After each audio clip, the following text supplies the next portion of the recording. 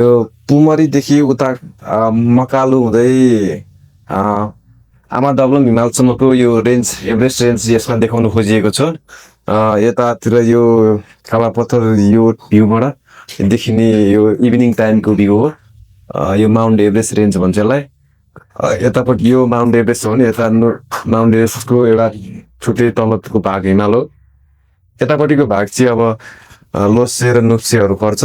बाँकी उता देखिने भनेको उता सानो टुप्पो भनेको आमा दबलम हो र त्योभन्दा पछाडि मकालु देख्छ र यतातिर आएपछि पुमरीको रेन्ज भेटिन्छ र यो कालापत्थर माथि चढिसकेपछि सानो पोखरी जस्तो यो आइस ग्लासियर पोखरीहरू देखिन्छ।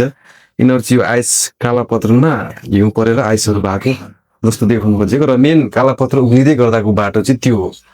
त्यो बाटो चढ्दै चढ्दै चढ्दै हाइट आइसकेपछि अनि यो भ्यू देखिने हो। यो चाहिँ माउन्ट एभरेस्टको बेलुका त्यस्तै 5 बजे 5:30 बजीको भ्यू मानिन्छ यसलाई।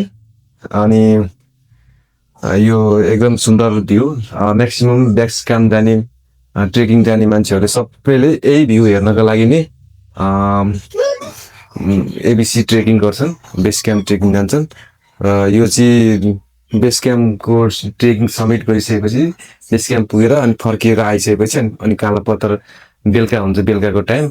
अनि बेलुकाको टाइममा अनि माथि गएर यो इभिनिङ भ्यू हेर्ने हो।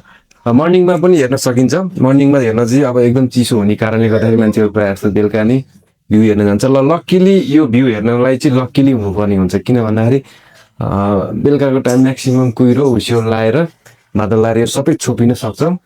यस्तो क्लियर भ्यू पनि देखिन सक्दैन र लक्की पर्सनले चाहिँ यो भ्यूहरू यसरी नै क्लियर जस्तो देखाएको छ मैले त्यसरी नै देखिने हो।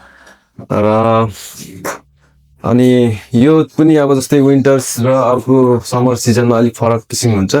विन्टर सिजनमा जानुहुन्छ भने अब यो सब आइसले भरिएको हुन्छ, यो यस्तो न्याकेड डाँडाहरू हुँदैन।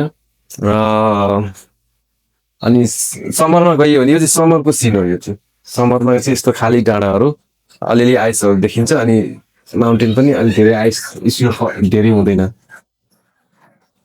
यो चाहिँ एउटा कालापत्र भ्यूको जानकारी भयो। तपाईँलाई यस्तै धेरै जानकारीहरू हेर्नु अथवा बुझ्नु मन छ भने हजुरहरूले तपाईँहरूले हामीलाई फलो लाइक गर्नुहोस्, हाम्रो पेज अथवा हाम्रो ट्विटरहरूलाई फलो गर्नुहोस्। अनि हामी कन्टिन्यू यस्तै पेन्टिङहरू निरन्तर प्रोभाइड गरिरहनेछु। हस् त, धन्यवाद।